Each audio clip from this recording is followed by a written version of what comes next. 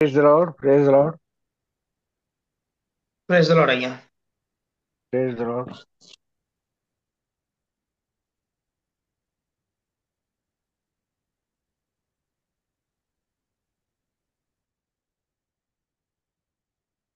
ପ୍ରଭୁଙ୍କ ପବିତ୍ର ନାମକୁ ଧନ୍ୟବାଦ ଦିଏ। ସେ ଆଜି ମୋ ପରି ଅଯୋଗ୍ୟକୁ ଏ ସୁନ୍ଦର ସୁଯୋଗ ଦେଇଅଛନ୍ତି। ଏ ପ୍ରଭାତ କାଳୀନ ଆମମାନଙ୍କର ସମସ୍ତ ପ୍ରକାର ଆରାଧନା ପୁଣି ପ୍ରାର୍ଥନା ପ୍ରଭୁ ନିଶ୍ଚୟ ଗୃହୀତ କରିଅଛନ୍ତି। ବିଶ୍ୱାସୀର ପ୍ରାର୍ଥନା କଦାପି ଅନ୍ୟଥା ହୁଏ ନାହିଁ। ପୁଣି ଧନ୍ୟବାଦ ଦେଉଅଛି ଭାଇ ଜିତୁ ମଧ୍ୟ ମତେ ପ୍ରଚେଷ୍ଟା ମାଧ୍ୟମରେ ଜାନୁଆରୀ 26 ତାରିଖରୁ এই ଯୋଉ ଜୁମ୍ କାର୍ଯ୍ୟ ଆରମ୍ଭ ହୋଇଅଛି, ସେଥିପାଇଁ ମଧ୍ୟ ମୁଁ ତାଙ୍କୁ ଧନ୍ୟବାଦ ଦିଏ। କାରଣ ବର୍ତ୍ତମାନ ଆମେ ଦେଖୁଅଛୁ ଯେତେବେଳେ ଆମମାନଙ୍କର ଶୟନ ସମୟ, ପ୍ରଭାତକାଳୀନ ଶୟନ ପ୍ରକୃତିରେ ଏକ ସୁଖଦାୟକ ହୋଇଥାଏ ଏବଂ ଏହି ସମୟରେ ଆମମାନଙ୍କୁ ପ୍ରଭୁ ଏକ ସଚେତନ ଏବଂ ଆମମାନଙ୍କର ଜୀବନରେ ପ୍ରଭୁଙ୍କ ପ୍ରତି ଆଗ୍ରହ ପ୍ରକାଶ କରିବା ପାଇଁ ସେ ଆମକୁ ସୁଯୋଗ ଦେଇଅଛନ୍ତି। ଆମମାନେ ଅନେକ ଅଞ୍ଚଳ ମାନଙ୍କରେ ବିଶେଷ କରି ଗଜପତି ଅଞ୍ଚଳରେ ମଧ୍ୟ ଆମେ ଦେଖୁଅଛୁ, ମାଲକାନଗିରି ବିଭିନ୍ନ ଅଞ୍ଚଳରେ ଆମେ ଦେଖୁଅଛୁ, ରାୟଗଡା, ସେମାନେ ଆମର 2020ରୁ ଯେତେବେଳେ ଆମମାନଙ୍କର ମଧ୍ୟରେ ସମସ୍ତ ପ୍ରକାର ବାକ୍ୟ ପ୍ରଚାର କରିବା ପାଇଁ ବା ଗିର୍ଜା ଘର ଉପାସନା କରିବା ପାଇଁ ସୁଯୋଗ ନଥିଲା, ସେତେବେଳୁ ଅନ୍ୟ ଜିଲ୍ଲା ମାନଙ୍କରେ ଜୁମ୍ ମାଧ୍ୟମରେ ପ୍ରଭୁଙ୍କର ବାକ୍ୟ ଆମେ ପାଇବା ପାଇଁ ପ୍ରଭୁ ଆମକୁ ସେ ସୁଯୋଗ ଦେଇଅଛନ୍ତି। ଆଉ ବଲାଙ୍ଗୀର ମଧ୍ୟରେ ମଧ୍ୟ ଏହା ଏକ ପ୍ରଭୁଙ୍କର ଗୌରବ ହଉ, ପ୍ରଭୁଙ୍କର ପ୍ରଶଂସା ହଉ। ଏ ଦିନ ମାନଙ୍କରେ ଆମେ ପ୍ରାର୍ଥନା କରି ଆସୁଅଛୁ ଓ ପ୍ରାର୍ଥନା ନିଶ୍ଚୟ ପ୍ରଭୁ ଆମମାନଙ୍କର ଶୁଣୁଅଛନ୍ତି, ଆମେ ବିଶ୍ୱାସ କରୁଅଛୁ। ଆଉ ଗତ ଜାନୁଆରୀ 30 ତାରିଖ ମଧ୍ୟ ମତେ ସୁଯୋଗ ଦିଆ ହେଇଥିଲା। ଆଉ ସେତେବେଳେ ମୁଁ ବାକ୍ୟ ଦେଇଥିଲି, ଆପଣ ମାନେ ମନେ ଅଛି କି ନାହିଁ ମୁଁ କହିପାରିବି ନାହିଁ। କହିପାରିବେ କି କିଏ କେଉଁ ବିଷୟରେ ମୁଁ ଦେଇଥିଲି? କାଲେବଙ୍କର ବିଷୟରେ ଦେଇଥିଲି। ହଁ, କାଲେବଙ୍କର ବିଷୟରେ ମୁଁ କହିଥିଲି। ଆଉ ପ୍ରଭୁ ଆଜି ଯେଉଁ ବିଷୟ କହିବା ପାଇଁ ଯାଉଅଛନ୍ତି, ଆମମାନଙ୍କ ନିମନ୍ତେ ଏକ ଆତ୍ମିକ ସୁଯୋଗ, ଆତ୍ମିକ ଜୀବନରେ ଆମେ ଉନ୍ନତି କରିପାରିବା ଏବଂ ଆତ୍ମିକ ଦିଗରେ ଆମେ ନିଜକୁ ଗଠନ କରି ଅନ୍ୟମାନଙ୍କୁ ଗଠନ କରିପାରିବା।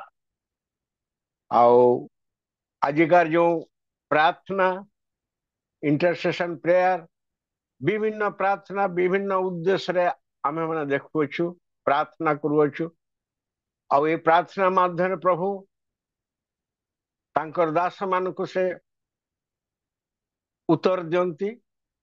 ଯଦିଓ ଆମମାନଙ୍କର ଯେତେବେଳେ ଉପଯୁକ୍ତ ସମୟରେ ନ ଦିଅନ୍ତି, ତଥାପି ସଦାପ୍ରଭୁ ତାଙ୍କର ଉପଯୁକ୍ତ ସମୟରେ ସେ ଆମକୁ ଦିଅନ୍ତି, ଯେପରି ସେଇ ସମୟ ଆମମାନଙ୍କର ପାଇଁ ଏକ ଉପଯୋଗୀ ବୋଲି ଆମେ ମନେ କରୁ। ଆଉ ଏଇ ସମୟରେ ଆମେ ଦେଖୁ ଯେ এই ଇଣ୍ଟରସେସନ ପ୍ରେୟାର ଆମମାନଙ୍କ ନିମନ୍ତେ, ପ୍ରାର୍ଥନା ଆମମାନଙ୍କ ନିମନ୍ତେ କେତେ ଆମମାନଙ୍କର ଦରକାର।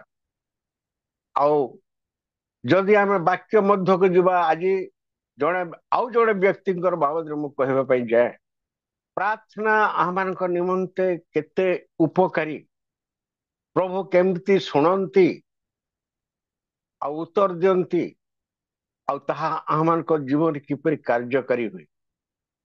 ଆଉ ଦୟାକରି କିଏ ବାଇବେଲ ଯଦି ପଠନ କରୁଅଛନ୍ତି, ଦୟାକରି ପ୍ରଥମ ବଂଶାବଳୀ 4 ପର୍ବ 9 ପଦ ବାହାର କରନ୍ତୁ।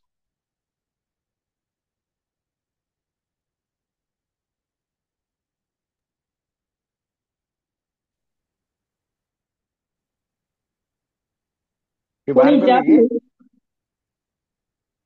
हाँ कुहतु। पुणी जाबेस आपण भ्रातृगण अपेक्षा अधिक सम्भ्रांत थिला। ताहार माता ताहार नाम जाबेस रखिथिला, कारण से कहिथिला आम्भे दुखरे एहाकु प्रसव कलु। से पर्वटा काढ़ी रखी भौणी एड साइड करेंगे ना कि पाइबिल बंद करेंगे ना। एठी देखू आउ एक व्यक्ति जाबेस के जाने आमे आगरो ए वाक्य निश्चय प्रभुंकर दास माने कहिथिबे, किंतु आज आमे जाबेस कर विषय किछि जानिबा पई आ प्रभु आज ए विषय कहया पई मते गंजना देले, पवित्र आत्मा कहले एवं जाबेस कर विषय रे आपण मान को मु किछि कहिबी। आउ देखो ए स्थान रे लिखा जाय अछि जाबेस अपना भातृगण अपेक्षा अधिक संभ्रांत थिला। तार माता ताहार नाम जाबेस रखिथिला, कारण से कहिथिला आम्भे दुखरे याकू प्रसव कलु। ए पर्व रे आमे देखुछु जाबेस कर दुईटी विषय। जाबेस कर भातृगण मध्यरे तांकर भाई मानकर मध्यरे जाबेस कर परिचय, पुणी मां मध्यरे आमे जाबेस कर किपरि से जन्म समय रे अपना माता किपरि कष्ट ताकू जन्म देइथिले से विषय आमे इस स्थान उल्लेख करूछु। आ ए जाबेस रो अर्थ आमे देखुछु, जाबेस रो अर्थ होउची दुख बा कष्ट। आ मानकर अनेक घटना मध्य सेपरि घटी थाए। अनेक जेतेबेले पुओ बा झियो कौन से समय से जन्म हुए बा ता जन्म समय मांकर शारीरिक हो बा कौन से विषय तांकर किछि अनुभव हुए, सेतेबेले से सेही हिसाब रे आमे नामकरण करिथाउ। किए जदि आमे देखू नाम किए जो कला ही जन्म हुए ताकू कालू बोली कहू। किए जो अन्य को विषय जन्म हुए अन्य कौन स्थान रे जहा कि से स्थान रे जन्म हेबा कथा नुहे, से स्थान आमे ताकू गोटे अन्य प्रकार गोटे नाम देइथाउ। आ सेमिति आज आमे देखुछु मां आज तांकू जाबेस देई अछंती। और जाबेस रो अर्थ हेउची दुख। आ इस स्थान रे मांकर मध्य एक गुरुत्व रहुअछि जाबेस कर प्रति, कहीं ना से तांकू जो कष्ट रे जन्म देथिले ताहा आज परिप्रकाश करूछंती, वाक्य मध्य लिखित होई अछि। आज मंडली मध्य मंडली अनेकों को पालक मंडलीर दासवृंद प्राचीन माने अनेकों को विभिन्न समस्या मध्य थिले मध्य आज अनेक विश्वासी मान को सेमान को आनिबा को पारु अछंती। एबे आमे जेतेबेले इंटरसेशन प्रेयर हेउतला सेतेबेले प्रेयर रे भाई प्रेयर करूथिले जे गोटे परिवार रे आए, से परिवार दास से परिवार कर्ता से मद पी परिवार मध्य से प्रभु निकट को से आसुनी। से अनेक अनेक समस्या नहीं थांती, अनेक जहा परिवार को दुख दिए, जहा समाज को दुख दिए, जहा मंडल को दुख दिए। एवं सही भाव रे जेतेबेले से मंडलिस्थ हुए सेतेबेले मंडली आनंद उपभोग करे। जेतेबेले जाबे जन्म होइथिबे जदिओ मार कष्ट, तेबे मंडली जेते कष्ट करू जो हिसाब रे जदि से मंडली मध्य को आसी तांकर मन परिवर्तन करी मंडली मध्य से सहयोग कला, ते मंडली निश्चय आनंदित हब। तार साक्ष्य मंडली निमंत एक गुरुत्व निष्ठापर ଏବଂ ତାହା ଅନ୍ୟମାନଙ୍କ ନିମନ୍ତେ ଏକ ନିଦର୍ଶନ। ତଦ୍ରୂପ ଆଜି ଜାବେସଙ୍କର ଜୀବନ ସେହିପରି ହୋଇଅଛି। ଯଦିଓ ମା ତାକୁ କଷ୍ଟରେ ଜନ୍ମ କରିଅଛନ୍ତି, ବହୁତ କଷ୍ଟ ପାଇଅଛନ୍ତି, ଆଜି ଜାବେସ ତାଙ୍କର ଜୀବନରେ ଆଜି ପ୍ରଭୁଙ୍କ ପାଇଁ କିପରି ସେ ଉତ୍ସର୍ଗୀକୃତ ହୋଇଅଛନ୍ତି ଆମେ ଦେଖିବାକୁ ପାଇବା। ଦୟାକରି 10 ପର୍ବ ପଢନ୍ତୁ, 10 ପଦ, ସେଇ 4 ର 10 ପଦ।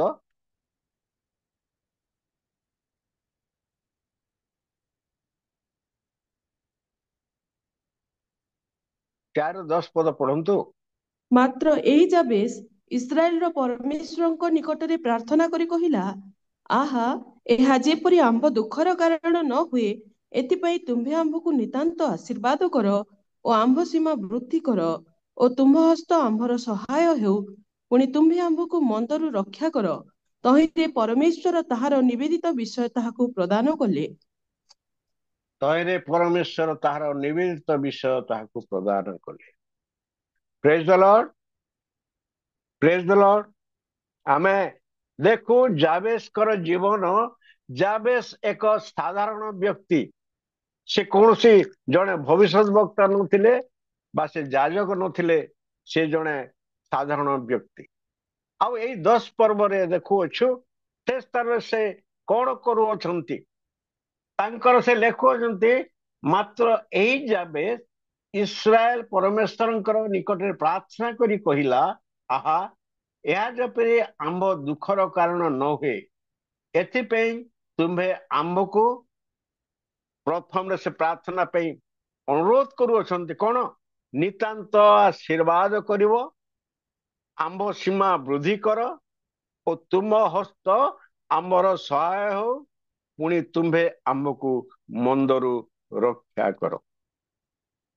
ଆଉ ତହିଁରେ ତାହାର ନିବେଦନ ବିଷୟ ପ୍ରଦାନ କଲେ। ପରମେଶ୍ୱର ତାହାର ନିବେଦନ ବିଷୟ ପ୍ରଦାନ କଲେ।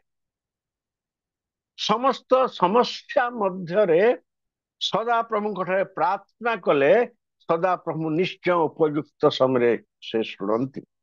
ଆଜି ଆମମାନଙ୍କର ଆଜି 19 ନା 20ଟା ପଏଣ୍ଟରେ ଆଜି ଯୋଉ ପ୍ରାର୍ଥନା କରାଯାଇଅଛି, ସେଦିନ ଜାବେସ ଇସ୍ରାଏଲ ପାଇଁ ପ୍ରାର୍ଥନା କରିଥିଲା। ଇସ୍ରାଏଲ ମଧ୍ୟରେ ଯେଉଁ ଦୁଃଖ ଥିଲା ତା ପାଇଁ ପ୍ରାର୍ଥନା କରାଯାଇଥିଲା। ଆଜି ମଣ୍ଡଳୀ ପାଇଁ, ମଣ୍ଡଳୀର ବିଶ୍ୱାସୀ ମାନଙ୍କର ପାଇଁ, ଯେଉଁମାନେ ଆଜି ପ୍ରଭୁଙ୍କ ନିକଟକୁ ନ ଆସିବା, ଆଜି ଜଗତ ମଧ୍ୟରେ ବିଭିନ୍ନ ସମସ୍ୟା ମଧ୍ୟରେ ଅଛନ୍ତି। ଆଜି ଜାଗତିକ ସମସ୍ୟା ଆମମାନଙ୍କୁ ଏମିତି କରିଦଉଛି, ପାରିବାରିକ ସମସ୍ୟା ହିସାବରେ ଆମେ ପ୍ରଭୁଙ୍କୁ ଭୁଲି ଯାଉଅଛୁ। କେହି କେହି ଆପଣା ସନ୍ତାନ ମାନଙ୍କୁ କିପରି ପ୍ରତିପୋଷଣ କରିବ, କେହି କେହି କିପରି ଅନ୍ୟ କୌଣସି ପ୍ରକାର ଋଣଗ୍ରସ୍ତ ହୋଇ ସେମାନେ ବିଭିନ୍ନ ସମସ୍ୟାରେ ସେମାନେ ପଶି ଅଛନ୍ତି। ସେହିପରି ବିଭିନ୍ନ ସମସ୍ୟା ଆମ ମାନଙ୍କୁ ଆଜି ଘେରି ରହିଅଛି। ଆଉ ସେହିପରି ଇସ୍ରାଏଲ ମଧ୍ୟରେ ଆଜି ଏକ ଯୋଦ୍ଧା ବାହାରିଲେ। ଆଜି PFH ଫାଦର ହାଉସ ମଧ୍ୟରେ ମଧ୍ୟ ସେପରି ଯୋଦ୍ଧା ନିଶ୍ଚୟ ଅଛନ୍ତି। ପ୍ରଭୁ ନିଶ୍ଚୟ ସେମାନଙ୍କୁ ସୁସଜ୍ଜିତ କରି ଶୈତାନ ସହିତ ଲଢିବା ପାଇଁ ସେମାନଙ୍କୁ ଶକ୍ତି ଦେଉଅଛନ୍ତି। ପବିତ୍ର ଆତ୍ମାଙ୍କର ଶକ୍ତି ସେମାନେ ପାଇଅଛନ୍ତି। ଆଉ ତାଙ୍କର ପ୍ରାର୍ଥନା ପ୍ରଭୁ ନିଶ୍ଚୟ ଉପଯୁକ୍ତ ସମୟରେ ଶୁଣିବେ। ଯଦି ଆମେ ଗୀତ ସଂହିତାକୁ ଦେଖିବା, ଗୀତ ସଂହିତା 13 ପର୍ବ 1 ପଦରେ ମଧ୍ୟ ସେହିପରି ଦାଉଦଙ୍କର ଏକ ସମସ୍ୟା ଥିଲା। ସେହିପରି ଏକ ଦାଉଦଙ୍କର ଯଦି ଆମେ ସେ 13 ପର୍ବ ପଢୁ, ସେଇ ସ୍ଥାନରେ ସେ କଣ କହୁଛନ୍ତି? ହେ ସଦା ପ୍ରଭୁ, କେତେ କାଳ ତୁମ୍ଭେ କି ସଦା କାଳ ମତେ ପାଶରିବ?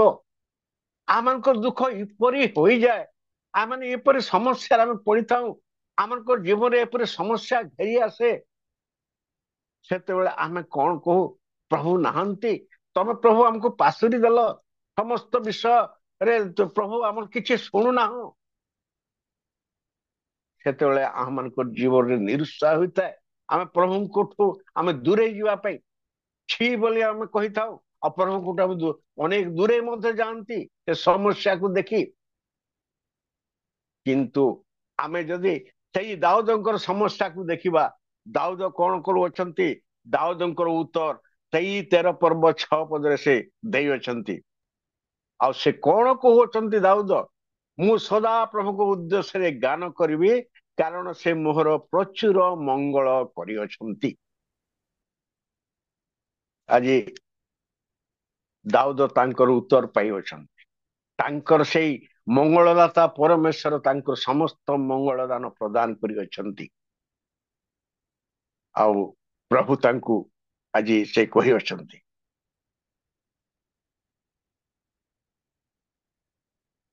ଆମେ ଜିରିମଙ୍କର ଜୀବନରେ ମଧ୍ୟ ଯଦି ଦେଖିବା ସେପରି ଏକ ସମସ୍ୟା। ଜିରିମିୟ ବିଳାପ 1 ପର୍ବ 12 ପଦରେ ଲେଖାଯାଏ, ହେ ପୃଥିବୀ ସମସ୍ତେ, ଏହା କି ତୁମମାନଙ୍କ ପ୍ରତି କିଛି ନୁହେଁ? ଦେଖ, ବୁଝ, ମତେ ଯେଉଁ ଦୁଃଖ ଦିଆଯାଇଛି, ମୋର ସେଇ ଦୁଃଖ ପରେ କି କେଉଁ ଦୁଃଖ ଅଛି? ଆଜି ଜିରିମିୟ ସେ ନିଜେ କହୁଛନ୍ତି, ପ୍ରଭୁଙ୍କର ଦାସ ଜଣେ ଭବିଷ୍ୟତ ବକ୍ତା, ତାଙ୍କ ପ୍ରତି ଏକ ଦୁଃଖ ଲଦି ହୋଇଯାଇଛି ଏବଂ ସେ କହୁଛନ୍ତି ପୃଥିବୀରେ ଏପରି ଦୁଃଖ କେହି ପାଇନାହାନ୍ତି ମୁଁ ଯେପରି ଦୁଃଖ ପାଇଅଛି। ଆଉ ସେ କଣ କହୁଛନ୍ତି? ସେ ଇସ୍ରାଏଲ ମାନଙ୍କୁ ସେ କହୁଛନ୍ତି, ସନ୍ତାନ ମାନଙ୍କୁ ସେମାନେ ବିରୁଦ୍ଧାଚରଣ କଲେ, ଆଉ ସେମାନେ ବେବିଲନରେ ଯେତେବେଳେ ସେ ବନ୍ଦୀ ହେଲେ, ସେତେବେଳେ ଜିରୁସାଲମରେ ସମସ୍ତଙ୍କୁ ଜିରୁସାଲମ ସେମାନେ ପ୍ରତିମା ପୂଜା କଲେ ଏବଂ ଈଶ୍ୱରଙ୍କର ଅବାଧ୍ୟ ହେଲେ। ଆଉ ଏଇ ସମୟରେ ମଧ୍ୟ ସେ ଈଶ୍ୱରଙ୍କ ନିକଟରେ ପ୍ରାର୍ଥନା କରିଅଛନ୍ତି। ଏହି ସମୟରେ ମଧ୍ୟ ସେ ଈଶ୍ୱରଙ୍କ ନିକଟରେ ପ୍ରାର୍ଥନା କରିଅଛି। ଆଉ ଆମମାନଙ୍କର ଜୀବନ ମଧ୍ୟ ସେଇପରି, ଯଦି ଆମେ ମାନେ ଆପଣା ଜୀବନରେ ଆମେ ପ୍ରଭୁଙ୍କ ନିକଟରେ ସମର୍ପିତ ଜୀବନ ପ୍ରାର୍ଥନା କରୁ। ଆଜି ଜାବେସର ସେଇ 9 ପର୍ବରେ ଆମେ କଣ ଦେଖିଲା? 4 ପର୍ବ 9 ପଦରେ ଆମେ ଦେଖୁଅଛୁ, ଜାବେସ ଭାଇ ମାନଙ୍କର ମଧ୍ୟରେ ସମ୍ଭ୍ରାନ୍ତ ଓ ସମ୍ମାନସ୍ପଦ ବ୍ୟକ୍ତି ଥିଲେ। ଆଜି ପ୍ରଭୁଙ୍କ ନିକଟରେ ଯଦି ଆମେ ପ୍ରାର୍ଥନା ରଖୁ, ଆମେ ସମ୍ମାନୀୟ ଭାଇମାନଙ୍କ ମଧ୍ୟରେ, ଅନେକ ମାନଙ୍କର ମଧ୍ୟରେ ସମ୍ଭ୍ରାନ୍ତ ସମ୍ମାନୀୟ ବ୍ୟକ୍ତି ରୂପେ ଆମେ ପରିଚୟ ପାଇବା। ପ୍ରଭୁଙ୍କ ନିକଟରେ ଯିଏ ଲାଗି ରହେ। ଆଉ ଆମେ ତାଙ୍କର ସେ ପ୍ରାର୍ଥନା ସେ କଣ କରୁଅଛନ୍ତି? ଆମେ 4 ପର୍ବ 10 ପଦରେ ଯଦି ଦେଖିବା, ସେ ପ୍ରାର୍ଥନା କଣ କରୁଛେ? କାରଣ ତାଙ୍କର ପ୍ରାର୍ଥନାଶୀଳ ଜୀବନ ଥିଲା। ଆଉ ସେ ପ୍ରାର୍ଥନାଶୀଳ ଜୀବନରେ ସେ କହୁଛନ୍ତି, ତାଙ୍କର ପ୍ରଥମ ପ୍ରାର୍ଥନା କଣ ଥିଲା? ଆମ୍ଭକୁ ନିତାନ୍ତ କର, ଆମକୁ ନିତାନ୍ତ ଆଶୀର୍ବାଦ କର। ଆଶୀର୍ବାଦ ଯୁକ୍ତ ହେବା ପାଇଁ ପ୍ରଭୁ ଏପରି କାର୍ଯ୍ୟ କରନ୍ତି। ଆଶୀର୍ବାଦ ଯୁକ୍ତ ହେବା ପାଇଁ, ଆମର ପରିଚୟ ଅନ୍ୟମାନଙ୍କର ମଧ୍ୟରେ ପ୍ରଦାନ କରିବା ପାଇଁ, ସେ ଯେପରି ଭାଇମାନଙ୍କର ମଧ୍ୟରେ ଏକ ସମ୍ମାନସ୍ପଦ ବ୍ୟକ୍ତି ହେଲେ, ସେହିପରି ଆମମାନଙ୍କ ନିକଟରେ ଆଜି ଆମଙ୍କର ପ୍ରାର୍ଥନା ସଦା ପ୍ରଭୁଙ୍କ ନିକଟରେ ହଉ। ଆମ ନିତାନ୍ତ ସଦା ପ୍ରଭୁଙ୍କର ଯଦି ଆଶୀର୍ବାଦ ନ ରୁହେ, ଆମେ କୌଣସି ସମ୍ମାନ ବା କୌଣସି ସମ୍ଭ୍ରାନ୍ତ ଧନଶାଳୀ ଯିଏ ହୁଏ ତାକୁ ସମ୍ଭ୍ରାନ୍ତ କୁହାଯାଏ। ଆଉ ଏ ସ୍ଥାନରେ ଆମେ ଦେଖୁ ସେ ସେହିପରି ସମ୍ମାନ ପାଇଅଛନ୍ତି। ପ୍ରଭୁଙ୍କ ନିକଟରେ ଦୁଃଖ ସମୟରେ, ଇସ୍ରାଏଲର ଦୁଃଖ ସମୟରେ ସେ ପ୍ରଭୁଙ୍କୁ ଜଣାଇ ଅଛନ୍ତି। ଆଜି ଆମମାନଙ୍କର ଜୀବନରେ ଅନେକ ପ୍ରକାର ସମସ୍ୟା ହେଲେ ମଧ୍ୟ ଆମେ ଯଦି ପ୍ରଭୁଙ୍କ ନିକଟବର୍ତ୍ତୀ ହଉ, ପ୍ରଭୁ ତାହା ଶୁଣନ୍ତି। ଆମେ ଯଦି ସାଉଲଙ୍କର ଜୀବନରେ ଦେଖିବା, ସାଉଲ ଏକ ଘଟଣା ମାଧ୍ୟମରେ କିପରି ଏକ ସମ୍ଭ୍ରାନ୍ତଶୀଳ ବ୍ୟକ୍ତିଙ୍କ ପରିଚୟ ସେ ପାଇଲେ। ସାଉଲ ଜଣେ ଯୁବାଙ୍କର ସହିତ ତାଙ୍କର ଗଧ ହଜିଥିଲା। ଆମେ ଯଦି ପ୍ରଥମ ସାଉଲ 9 ପର୍ବ 6 ପଦ ଦେଖିବା, ସେ ସ୍ଥାନରେ ସେ ଯେତେବେଳେ ଗଧ ଖୋଜିବାକୁ ଯାଉଅଛନ୍ତି, ସେଇ ସ୍ଥାନରେ ସେ ଗଧ ଖୋଜି ଖୋଜି ଖୋଜି ଖୋଜି ପାଇଲେ ନାହିଁ।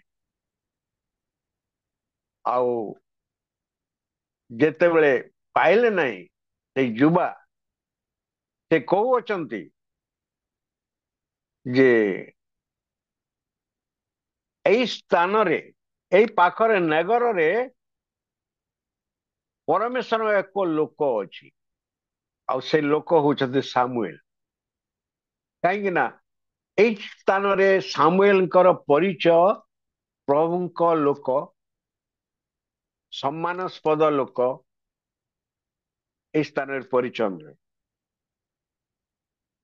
ଆମମାନଙ୍କର ପରିଚୟ କିପରି ମିଳେ କି ଆମମାନଙ୍କର ଘରେ ଯଦି କୌଣସି ମୂଲ୍ୟବାନ ଜିନିଷ ଥାଏ, ସେ ମୂଲ୍ୟବାନ ଜିନିଷକୁ ଆମେ ବେଶୀ କରି ତାର ପ୍ରତି ଧ୍ୟାନ ଦେଇଥାଉ।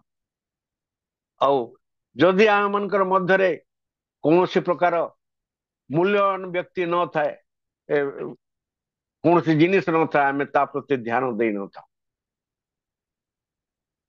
ଆମେ ସେହିପରି ଆମମାନଙ୍କର ଜୀବନରେ ଯଦି ଅନ୍ୟଠୁ ସମ୍ମାନ ପାଇବାର ଅଛି, ଅନ୍ୟଠୁ ଆଦର ପାଇବାର ଅଛି, ଆମେ ତଦ୍ରୂପ ସଦାପ୍ରଭୁଙ୍କ ସହିତ ଯଦି ଲାଗି ରହୁ, ଆମେ ସମ୍ମାନ ଆଉ ଭାଇମାନେ ସେଇ ଦିନ ଯେପରି ଜାବେସକୁ ଆପଣା ଭାଇମାନେ ସମ୍ମାନ ଦେଲେ ଏବଂ ତାଙ୍କ ପ୍ରତି ଏକ ସମ୍ଭ୍ରାନ୍ତ ଥିଲେ ବୋଲି ଏଇ ସ୍ଥାନରେ ବାକ୍ୟରେ ଲେଖାଯାଏ, ସେହିପରି ସମ୍ଭ୍ରାନ୍ତଶୀଳ ଆମମାନେ ହେଇପାରିବା।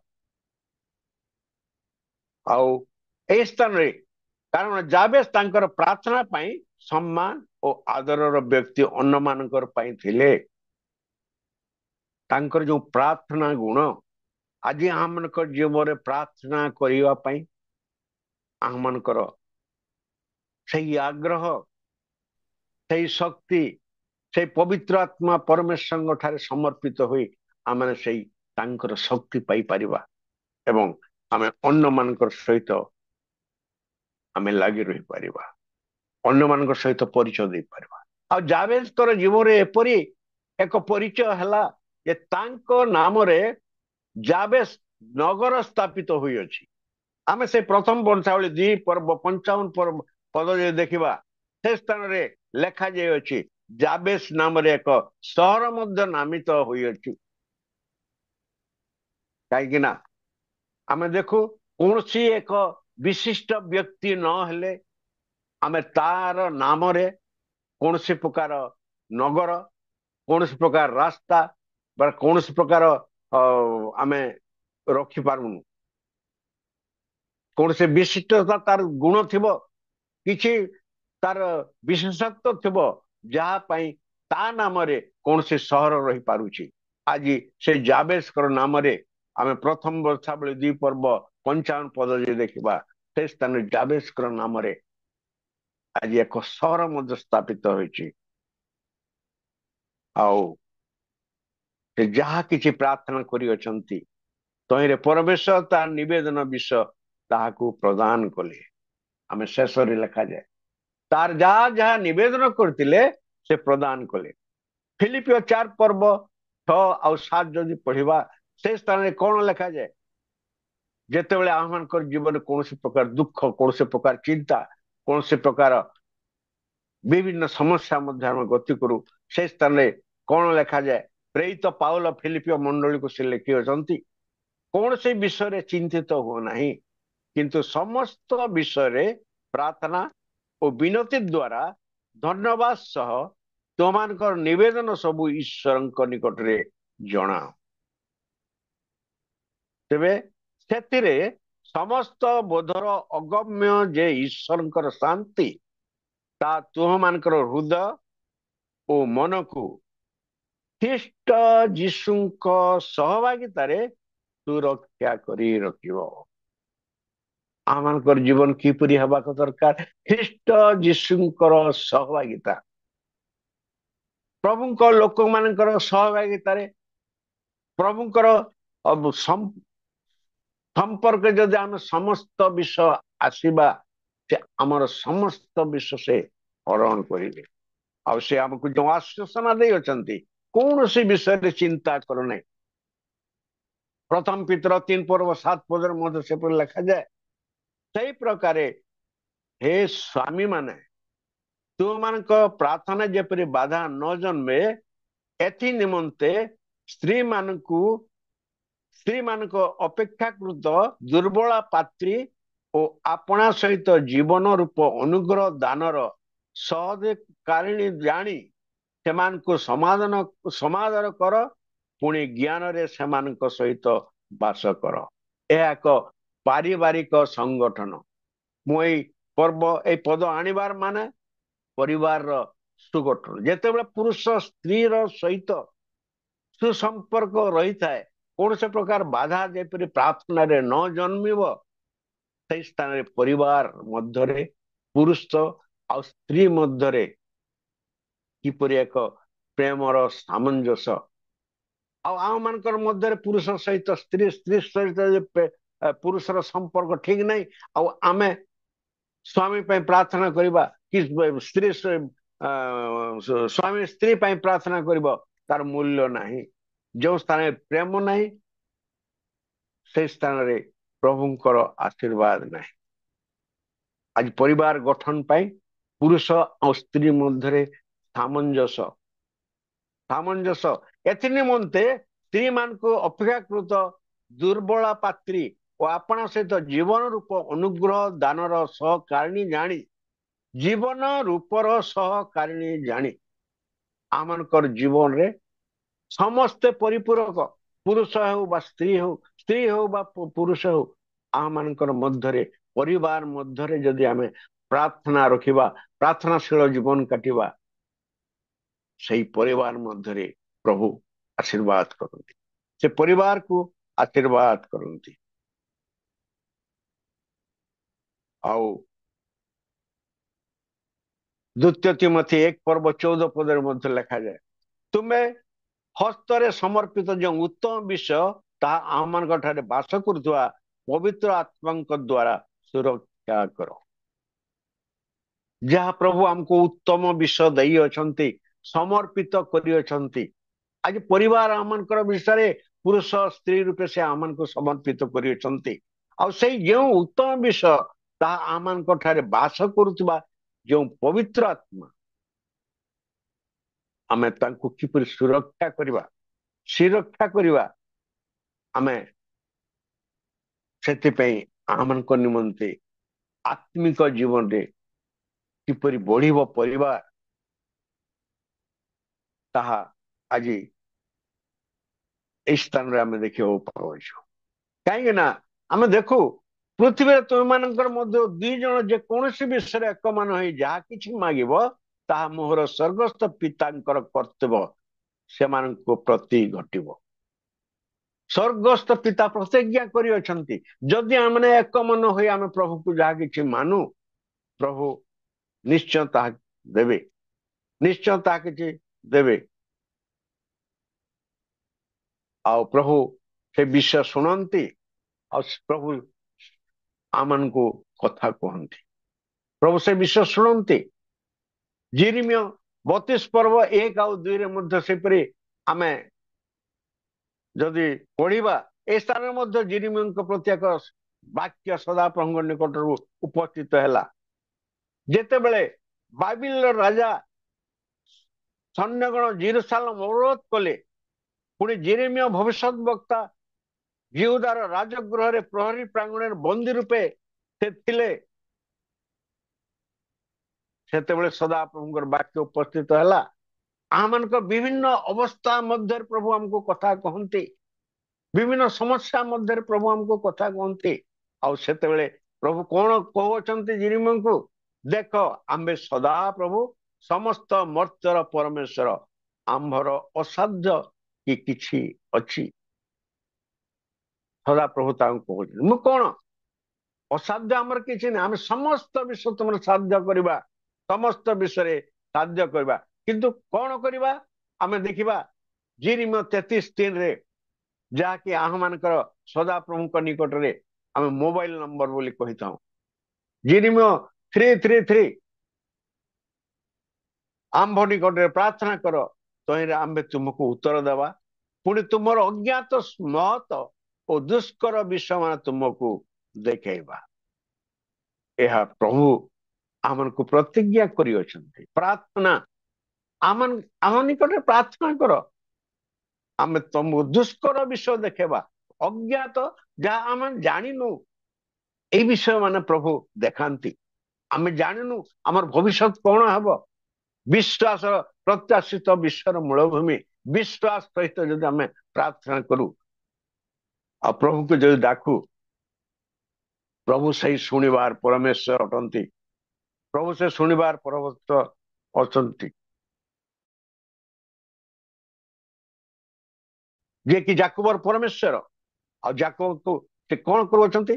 ସେ ପ୍ରତିଜ୍ଞା ମଧ୍ୟ ସେ କରିଅଛନ୍ତି। ଦ୍ୱିତୀୟ ବେବଣୀ 15 ପର୍ବ ଯଦି କହିବା, ଆମେ ତୁମକୁ ଦରିଦ୍ର କରିବା ନାହିଁ, ନିଶ୍ଚୟ ଆଶୀର୍ବାଦ କରିବା। I will bless you more and more। ଆଜି ତାଙ୍କର ସେଇ ପ୍ରତିଜ୍ଞା ତାଙ୍କ ଲୋକମାନଙ୍କ ପ୍ରତି ସଦାକାଳ ରହିଅଛି।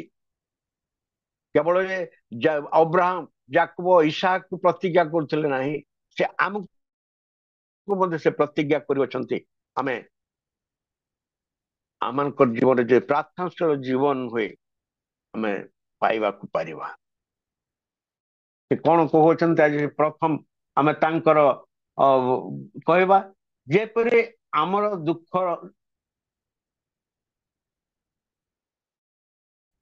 ଯେପରି ଆମ ଦୁଃଖର କାରଣ ନ ହୁଏ, ଏଥିପାଇଁ ତୁମେ ଆମକୁ ନିତାନ୍ତ ଆଶୀର୍ବାଦ କର। ଆଉ ପ୍ରଭୁଙ୍କର ସେଇ ଆଶୀର୍ବାଦ ଆମମାନଙ୍କର ନିମନ୍ତେ ନିଶ୍ଚୟ ଆଶୀର୍ବାଦ କରିବେ। ଦ୍ୱିତୀୟରେ ଆମେ ଦେଖୁଛୁ ତାଙ୍କର ପ୍ରାର୍ଥନା ପ୍ରଥମ ବଂଶାବଳୀ 4 ପର 10 ପଦରେ ଆମ୍ବ ସୀମା ବୃଦ୍ଧି କର। ଦ୍ୱିତୀୟରେ ଦେଖୁ ଆମେ ଆମ ସୀମା ବୃଦ୍ଧି କର।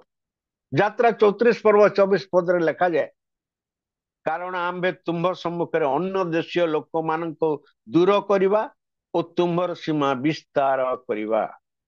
ସେ ପ୍ରତିଜ୍ଞାକାରୀ ପରମେଶ୍ୱର ସେ କହିଅଛନ୍ତି ତାଙ୍କର ସୀମା ସେ ବିସ୍ତାର କରିବେ। ଆଉ ଏଇ ସ୍ଥାନରେ ଯାବେସ ମଧ୍ୟ ସେ କହୁଅଛନ୍ତି ଆମର ସୀମା ବୃଦ୍ଧି କରିବା ପାଇଁ। ଆଜି ମାଣ୍ଡଳିକ ଜୀବନରେ ଯଦି ଆମର ପ୍ରାର୍ଥନାଶୀଳ ଜୀବନ ହୁଏ, ମଣ୍ଡଳୀର ବୃଦ୍ଧି ପ୍ରାପ୍ତ ହେବ, ମଣ୍ଡଳୀର ସୀମା ବୃଦ୍ଧି ପ୍ରାପ୍ତ ହେବ।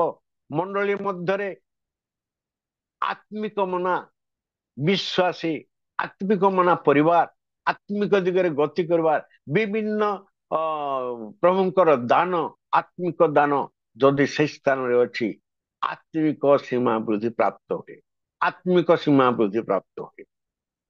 ଆଜି ମଣ୍ଡଳୀ ସ୍ଥାପନ, ମଣ୍ଡଳୀ କିପରି ବୃଦ୍ଧି ପାଇବ, ପ୍ରଭୁ ସେ ବିଷୟ ଚିନ୍ତା କରନ୍ତି। ଆଜି ମଣ୍ଡଳୀ ଯେତେବେଳେ ପ୍ରଭୁ ସ୍ଥାପନ କରନ୍ତି, ମଣ୍ଡଳୀରେ ଯୋଉ ପାଳକ ମାନେ, ମଣ୍ଡଳୀରେ ଯୋଉମାନେ ଥାଆନ୍ତି, ସେମାନେ ଜାଣନ୍ତି ମଣ୍ଡଳୀ କିପରି ଦୁଃଖରେ ସ୍ଥାପିତ ହୋଇଅଛି। ସେଦିନ ଯାବେସଙ୍କର ମା ଯାବେସକୁ ଜନ୍ମ କରିବା ବେଳେ ସେତେବେଳେ ଯେପରି ସେ ଦୁଃଖ ପାଇଥିଲେ, ଆଜି ସେଇ ସ୍ଥାନରୁ ଏକ ସନ୍ତାନ ବାହାରିଛି, ପ୍ରାର୍ଥନାଶୀଳ ସନ୍ତାନ। ତାଙ୍କ ଜୀବନ ସେ ଆଜି ପ୍ରଭୁଙ୍କ ନିକଟକୁ ଆଜି ବିଭିନ୍ନ ସମସ୍ୟା, ଇସ୍ରାଏଲର ବିଭିନ୍ନ ସମସ୍ୟା ନେଇ ପ୍ରାର୍ଥନା କରୁଅଛନ୍ତି।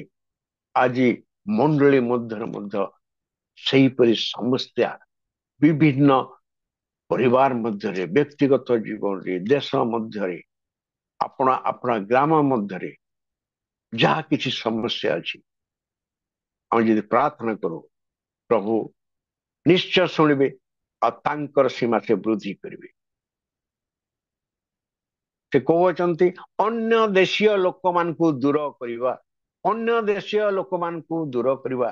ଯେ ବିଶ୍ୱାସ କରୁଛି, ଯେ ବିଶ୍ୱାସ କରି ପ୍ରଭୁଙ୍କ ନିକଟକୁ ଆସୁଅଛି, ପ୍ରଭୁ ତାହାକୁ ଗ୍ରହଣ କରନ୍ତି। ଆଉ ଯୋଉମାନେ ଅବିଶ୍ୱାସ କରି ପ୍ରଭୁଙ୍କ ନାମରେ ଅପପ୍ରଚାର କରନ୍ତି, ପ୍ରଭୁଙ୍କୁ ବଦନାମ କରନ୍ତି, ଯେଉଁମାନଙ୍କୁ ଅନ୍ୟ ଦେଶୀୟ ବିଜାତୀୟ ବୋଲି ଆମେ କହୁ, ସେମାନେ ପ୍ରଭୁ କିଏ ତାଙ୍କର ପରିଚୟ ସେମାନେ ପାଉନାହାନ୍ତି, ପ୍ରଭୁଙ୍କର ବିଷୟରେ ଜାଣି ନାହାନ୍ତି, କିନ୍ତୁ ପ୍ରଭୁଙ୍କର ବିଷୟରେ ସେମାନେ ସମାଲୋଚନା କରିବା ପାଇଁ। ଏ ଦିନ ମାନଙ୍କରେ ଆମେ ଅନେକ ବିଷୟ ଶୁଣୁଅଛୁ, ଯୋଉ ଭାଇମାନେ ଆଜି ଯୀଶୁଙ୍କୁ ସମାଲୋଚନା କରୁଅଛନ୍ତି, ଯୀଶୁଙ୍କର ବିଷୟରେ ବିଭିନ୍ନ ବିଷୟ ମାନେ କହୁଅଛନ୍ତି, ସେମାନେ ଜାଣିନାହାନ୍ତି। ପ୍ରଭୁ ବାକ୍ୟ ରୂପୀ ପରମେଶ୍ୱର, ସେ ବାକ୍ୟ ମଧ୍ୟକୁ ସେମାନେ ଯାଇନାହାନ୍ତି, ଯାହା ଦ୍ୱାରା ସେମାନେ ଜାଣିନାହାନ୍ତି।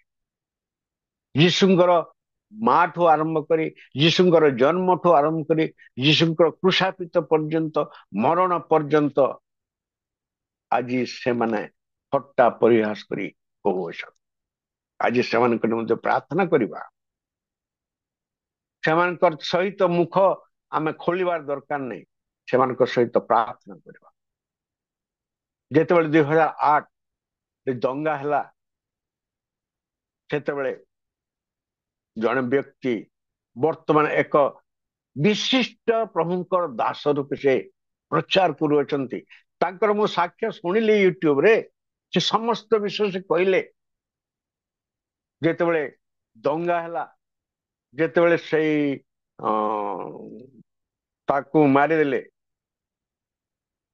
ସେତେବେଳେ ଖ୍ରୀଷ୍ଟିଆନ ମାନଙ୍କ ପ୍ରତି ଯୋଉ ଅତ୍ୟାଚାର ହେଲା, ସେତେବେଳେ ସେ ଏକ ପ୍ରଧାନ ଜଣେ ବ୍ୟକ୍ତି ଥିଲା। ଆଉ ସେ ବର୍ତ୍ତମାନ ପ୍ରଭୁଙ୍କର ସାକ୍ଷ୍ୟ ଦେଉଅଛି।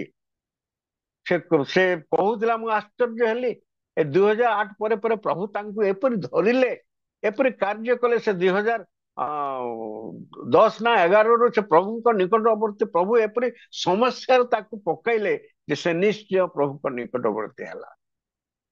ସେଥିପାଇଁ ଆମମାନଙ୍କର ଜୀବନରେ ପ୍ରାର୍ଥନା କରିବା ଛଡା ଆଉ କୌଣସି ରାସ୍ତା ନାହିଁ।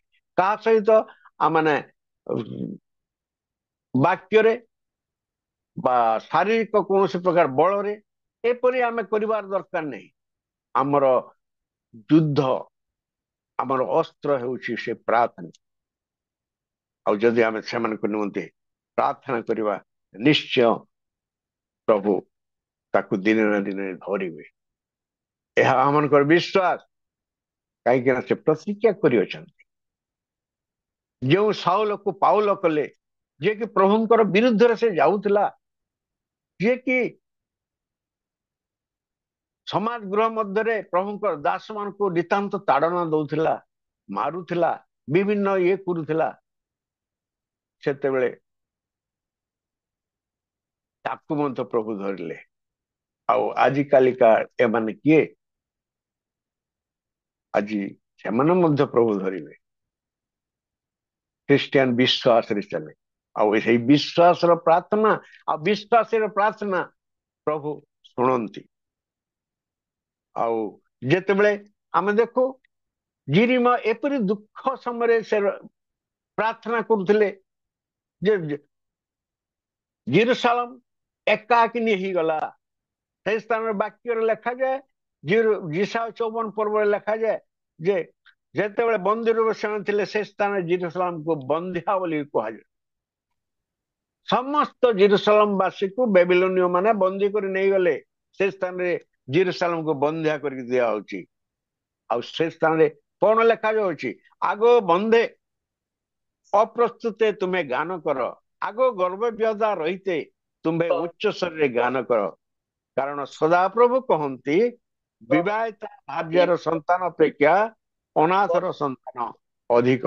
ଆଜି ପ୍ରଭୁ ବିଭିନ୍ନ ସମସ୍ୟା ନେଇ ପ୍ରଭୁ ବିଭିନ୍ନ କାର୍ଯ୍ୟରେ ସେ ଆମମାନଙ୍କୁ ନିୟୋଜିତ କରିଅଛନ୍ତି। ହତୋତ୍ସାହ ହେବାର ଦରକାର ନାହିଁ। ପ୍ରଭୁ ତାଙ୍କର କାର୍ଯ୍ୟ ସେ ନିଶ୍ଚୟ କରିବେ, ନିଶ୍ଚୟ କରିବେ। କାରଣ ସେ କହିଅଛନ୍ତି, କାରଣ ତୁମେ ଦକ୍ଷିଣ ବା ବାମରୁ ବ୍ୟାପି ଯିବ ଓ ତୁମର ବଂଶ ଅନ୍ୟ ଦେଶ ମାନଙ୍କର ଅଧିକାର କରିବେ। ନରଶୂନ୍ୟ ନଗର ସମୂହ ବସତି ସ୍ଥାପନ ହେବ। ଆଜି ଖ୍ରୀଷ୍ଟିଆନକୁ ଲୁପ୍ତ କରିବା ପାଇଁ ଯାଉଅଛନ୍ତି। ଖ୍ରୀଷ୍ଟିଆନ ପ୍ରତି ଏପରି ବିମୁଖ ଭାବ ସେ ଲୁପ୍ତ କରିବା ପାଇଁ ଯାଉଅଛନ୍ତି, ଲୁପ୍ତ କରିବା ପାଇଁ ଯାଉଅଛନ୍ତି। କିନ୍ତୁ ଆଜି ଖ୍ରୀଷ୍ଟିଆନ এই ପୃଥିବୀରେ ଜନସଂଖ୍ୟା ସମସ୍ତଙ୍କର ମଧ୍ୟରୁ ଅଧିକା, ସମସ୍ତଙ୍କର ମଧ୍ୟରୁ ଅଧିକା। ପ୍ରଭୁଙ୍କର ପ୍ରତି ଯେତେ ଅତ୍ୟାଚାର ହେବ ସେତେ ବଢିବ। ତୃତୀୟ ପ୍ରାର୍ଥନା ହେଉଅଛି, ତୁମ ହସ୍ତ ଆମର ସହାୟ ହଉ, ତୁମର ହସ୍ତ ଆମର ସହାୟ ହଉ। ନିହେମିଆ ସେହିପରି ପ୍ରାର୍ଥନା କରୁଅଛନ୍ତି। ନିହେମିଆ ସଦାପ୍ରଭୁଙ୍କର ହସ୍ତ ମୋ ଉପରେ, ମଙ୍ଗଳମୟ ହସ୍ତ ଆମମାନଙ୍କର ଉପରେ, ଆସ ଏମାନେ ଉଠି ନିର୍ମାଣ କରିବା। ଆଜି ସଦାପ୍ରଭୁଙ୍କର ହସ୍ତ ତାଙ୍କ ପ୍ରତି ମଧ୍ୟ, ସଦାପ୍ରଭୁଙ୍କର ହସ୍ତ ତାଙ୍କ ପ୍ରତି ମଧ୍ୟ। ଆଉ ସେ କହୁଛନ୍ତି, ଆସ ଆମେ ନିର୍ମାଣ କରିବା। କୌଣସି ବିଷୟ ଅନ୍ୟଥା ହୁଏନି, କୌଣସି ବିଷୟ ଅନ୍ୟଥା ହୁଏ ନାହିଁ। ସଦାପ୍ରଭୁଙ୍କର ହସ୍ତ ଯେଉଁ ସ୍ଥାନରେ ଥାଏ, ଯଦି ସଦାପ୍ରଭୁଙ୍କର ହସ୍ତ ଆମମାନଙ୍କର ମଧ୍ୟରେ ଅଛି, ଯଦି ସଦାପ୍ରଭୁଙ୍କର ହସ୍ତ ମଣ୍ଡଳୀ ମଧ୍ୟରେ ଅଛି, ଯଦି ସଦାପ୍ରଭୁଙ୍କର ହସ୍ତ ପରିବାର ମଧ୍ୟରେ ଅଛି, ସେ ନିଶ୍ଚୟ ସଦାପ୍ରଭୁ ମଙ୍ଗଳ କରିବେ। ଆଉ ଶେଷ ପ୍ରାର୍ଥନା ସେ କହନ୍ତି, ସେ କଣ କହନ୍ତି? ପୁଣି ତୁମ୍ଭେ ଆମକୁ ମନ୍ଦରୁ ରକ୍ଷା କର। ଜଗତ ମଧ୍ୟରେ ଏପରି ମନ୍ଦତା ପୁରୀ ରହିଗଲାଣି। ମନ୍ଦତା କାହିଁକି ନା ଯାବେସକୁ ଦେଖାଉଛୁ ସେଇ ସମୟରେ ମଧ୍ୟ ଆଜି ବିଭିନ୍ନ ପ୍ରଭୁଙ୍କ ଇସ୍ରାଏଲ ମଧ୍ୟରେ ମଧ୍ୟ ମନ୍ଦତା ପୁରୀ ରହିଥିଲା, ଯାହା ଦ୍ୱାରା ଯାବେସ ଆଜି ପ୍ରଭୁଙ୍କୁ ଅନୁରୋଧ କରୁଅଛନ୍ତି ମନ୍ଦତା ପୁରୀ ରହିବ। କିନ୍ତୁ ପ୍ରଭୁ ଆମକୁ ଯଦି ଆମେ ବିଶ୍ୱାସରେ ପ୍ରଭୁଙ୍କ ଠାରେ ବଢୁ, ଆମେ ସେ ମନ୍ଦତାରୁ ଦୂର ହେବା। ଫିଲିପିର 3 ପର୍ବ 15 ପଦରେ ସେ ମନ୍ଦତାରୁ ପ୍ରଭୁ ଆମକୁ ସେ କହୁଛନ୍ତି ସଦାପ୍ରଭୁ ତୁମର ଦଣ୍ଡ ସବୁ ଦୂର କରିଅଛ। ଯଦି ଆମେ ସଦାପ୍ରଭୁଙ୍କ ଠାରେ ବିଶ୍ୱାସ କରୁ, ସଦାପ୍ରଭୁ ଆମଙ୍କର ସମସ୍ତ ଦଣ୍ଡ ସେ ଦୂର କରନ୍ତି, ସେ ଆଶୀର୍ବାଦ କରନ୍ତି। ଆଉ ଆମେ ସଦାପ୍ରଭୁ ଉପସ୍ଥିତିକୁ ଯଦି ଆମେ ଅନୁଭବ କରୁ, ସଦାପ୍ରଭୁ ସହିତ ଆମେ ଯଦି ଚାଲିବୁ, ଆତ୍ମା ଦ୍ୱାରା ଯଦି ପ୍ରାର୍ଥନା କରିବା, ଆମେ ସଦାପ୍ରଭୁଙ୍କର ସେଇ ଦଣ୍ଡରୁ ମଧ୍ୟ ମୁକ୍ତି ପାଇବା। ସର୍ବ ପ୍ରକାର ପ୍ରାର୍ଥନା ଓ ନିବେଦନରେ ତମେ ଆତ୍ମାଙ୍କ ସାହାଯ୍ୟ ପ୍ରାର୍ଥନା କର। ପ୍ରଭୁ ଚାହାନ୍ତି ଆମମାନଙ୍କୁ ସେ ଆତ୍ମାଙ୍କର ସାହାଯ୍ୟରେ ପ୍ରାର୍ଥନା କରିବା ପାଇଁ ସେ ଆମକୁ କହୁଅଛନ୍ତି। ଆଉ ସଦାପ୍ରଭୁଙ୍କ ଠାରେ ଯଦି ଆମେ ଏଇ ପ୍ରାର୍ଥନା ହଉଛି ସଦାପ୍ରଭୁଙ୍କ ଠାରେ ଆମେ ଯୋଗାଯୋଗ କରିବା। ଆଉ ଆମେ ମାନେ ତାପରେ ଆମଙ୍କର ପ୍ରାର୍ଥନା ହେଉଛି ନମ୍ରତା ଓ ବିଶ୍ୱସ୍ତତା ସହିତ ଆମେ ପ୍ରାର୍ଥନା କରିବା, ବିଶ୍ୱାସ ଓ ଦୃଢତା ସହିତ ପ୍ରାର୍ଥନା କରିବା, ଓ ପ୍ରାର୍ଥନା ଆମମାନଙ୍କର ଶକ୍ତିଯୁକ୍ତ ହେବା ଦରକାର। ପ୍ରାର୍ଥନା ଆମର ଶକ୍ତିଯୁକ୍ତ ହେବା ଦରକାର। ତେଣୁ ଆସୁ ସେଦିନ ଯେପରି ଯାବେସ ଇସ୍ରାଏଲ ମାନଙ୍କ ପ୍ରତି ଆପଣାର ସମସ୍ତ ବିଷୟ ସଦାପ୍ରଭୁଙ୍କୁ ସମର୍ପିଥିଲେ, ଆଜି ଆମମାନେ ମଧ୍ୟ ପ୍ରାର୍ଥନା କରୁ ସଦାପ୍ରଭୁଙ୍କ ନିକଟରେ। ଆଉ ସମର୍ପିତ ଜୀବନ କାଟୁ, ଆମମାନଙ୍କର ବିଭିନ୍ନ ପ୍ରାର୍ଥନା ମଣ୍ଡଳୀ ମଧ୍ୟରେ ରହୁ, ବିଭିନ୍ନ ବିଷୟରେ ମଣ୍ଡଳୀ ଆଜି ଯିଏ ବି ହଉ, ନିଜର ମଣ୍ଡଳୀ ହଉ ବା ଅନ୍ୟ ହଉ ବା ବିଭିନ୍ନ ଆମମାନଙ୍କର ଦେଶର ସମସ୍ୟା ହଉ, ରାଜ୍ୟର ସମସ୍ୟା ହଉ, ସମାଜର ସମସ୍ୟା ହଉ, ସମସ୍ତ ସମସ୍ୟାକୁ ଆଜି ଆମେ ରଖୁ। ଯାବେସ ଯେପରି ଏକ ଇସ୍ରାଏଲ ଗୋଷ୍ଠୀର ଦେଶର ସମସ୍ତ ସମସ୍ୟା ରଖିଲେ, ସେଇ ସମସ୍ୟା ମଧ୍ୟରେ ଆମେ ପ୍ରାର୍ଥନାଶୀଳ ଜୀବନ ନେଇ ଆତ୍ମାରେ ବିଶ୍ୱସ୍ତତାରେ ନମ୍ରତାରେ ଆମେ ତାଙ୍କର ସହିତ ପ୍ରାର୍ଥନା କରୁ। ପ୍ରଭୁ ଆମମାନଙ୍କର ସହବର୍ତ୍ତୀ ହୁଅନ୍ତୁ। ପ୍ରଭୁ ପ୍ରତ୍ୟେକଙ୍କୁ ଆଶୀର୍ବାଦ କରୁ। ଆମେନ୍।